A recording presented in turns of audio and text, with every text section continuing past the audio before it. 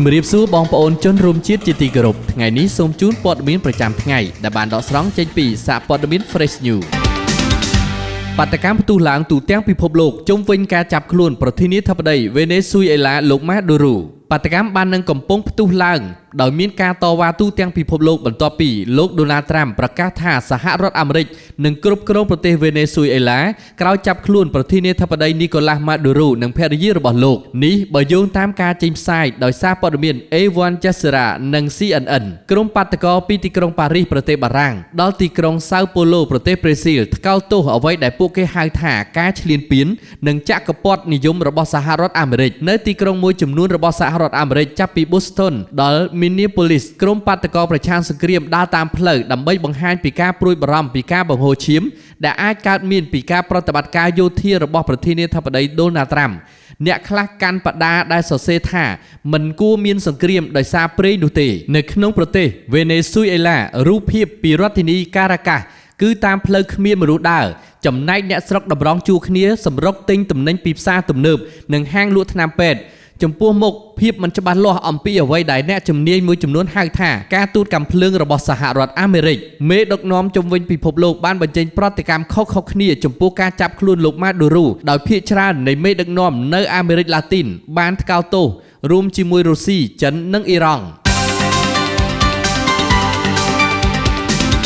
សហរដ្ឋអាមេរិកនឹងគ្រប់គ្រងទុនបម្រុងប្រេងដ៏ច្រើនសន្ធឹកសន្ធាប់របស់វេណេស៊ុយអេឡាគណៈក្រុមហ៊ុនប្រេងថាត្រូវការពេលច្រើនឆ្នាំនឹងដោះស្រាយស្មុគស្មាញដើម្បីទទួលបានផលពីប្រេងបម្រុងក្នុងប្រទេសមួយនេះប្រធានាធិបតីដូណាល់ត្រាំកាលពីថ្ងៃសៅរ៍សប្តាហ៍នេះបាននិយាយថាសហរដ្ឋអាមេរិកនឹងគ្រប់គ្រងទុនបម្រុងប្រេងដ៏ច្រើនសន្ធឹកសន្ធាប់របស់វេណេស៊ុយអេឡា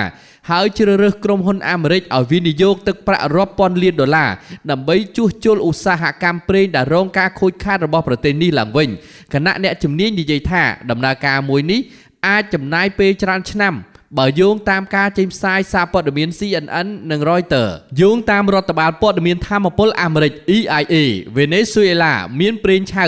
303,000 លានបារ៉ែលដែលប្រហែល 1/5 នៃទុនបម្រុងសកលរបស់ពិភពលោកប្រេងឆៅដ៏ច្រើនសន្ធឹកសន្ធាប់នេះនឹងដើរតួនាទីយ៉ាងសំខាន់ក្នុងអនាគតរបស់សហរដ្ឋអាមេរិកត្បិតវេណេស៊ុយអេឡាមានទុនបម្រុងប្រេងប៉ាន់ស្មានធំបំផុតរបស់ពិភពលោកប៉ុន្តែទិន្នផលធ្លាក់ចុះក្នុងរយៈពេលច្រើនទសវត្សរ៍កន្លងមកចំពេលមានការគ្រប់គ្រងមិនត្រឹមត្រូវនិងកង្វះការវិនិយោគពីក្រុមហ៊ុនបរទេសបន្ទាប់ពីក្រុមហ៊ុនប្រេងរដ្ឋវេណេស៊ុយអេឡាធ្វើប្រតិបត្តិការក្នុងទសវត្សរ៍ឆ្នាំ 2000 ដែលមានភាគលាភរបស់ក្រុមហ៊ុនអាមេរិកក្រុមហ៊ុនប្រេងនិងឧស្ម័នធម្មជាតិរដ្ឋវេណេស៊ុយអេឡា PDVSA បានឲ្យដឹងថាបំពង់បង្ហូរប្រេងរបស់ខ្លួនមិនបានដំណើរការអស់រយៈពេល50ឆ្នាំមកហើយការចំណាយលើការធ្វើបច្ចុប្បន្នភាពហេដ្ឋារចនាសម្ព័ន្ធដើម្បីត្រឡប់ទៅរកកម្រិតផលិតកម្មកំពូលវិញនឹងចំណាយអស់ 58,000 លានដុល្លារក្រុមអ្នកវិភាគបានប្រាប់ Reuters ថាក្រុមហ៊ុនទាំងឡាយណាដែលចង់វិនិយោគនៅវេណេស៊ុយអេឡាត្រូវដោះស្រាយបញ្ហាសន្តិសុខហេដ្ឋារចនាសម្ព័ន្ធដែលខូចម្យ៉ាងទៀតក៏នឹងមានសំណួរជុំវិញភាពស្របច្បាប់នៃប្រតិបត្តិការយោធាអាមេរិកដើម្បីចាប់ខ្លួនលោកម៉ាដូរូក៏ដូចជាបញ្ហាអស្ថិរភាពនយោបាយរយៈពេលវែងផងដែរលោកម៉ាគ្រីស្ទៀននាយកផ្នែកអភិវឌ្ឍអាជីវកម្មនៅ Criswell Consulting បាននិយាយថាក្រុមហ៊ុនអាមេរិកនឹងមិនត្រឡប់ទៅវេណេស៊ុយអេឡាវិញទេលុះត្រាតែពួកគេដឹងច្បាស់ថាពួកគេអាចរកលុយបានហើយយ៉ាងហោចណាស់ប្រកាសថាខ្លួនមានសុវត្ថិភាពលោកក៏បាននិយាយថាក្រុមហ៊ុនទាំងនេះនឹងមិនត្រឡប់ទៅវិញទេរហូតទាល់តែទណ្ឌកម្មប្រឆាំងវេណេស៊ុយអេឡាត្រូវបានដកចេញ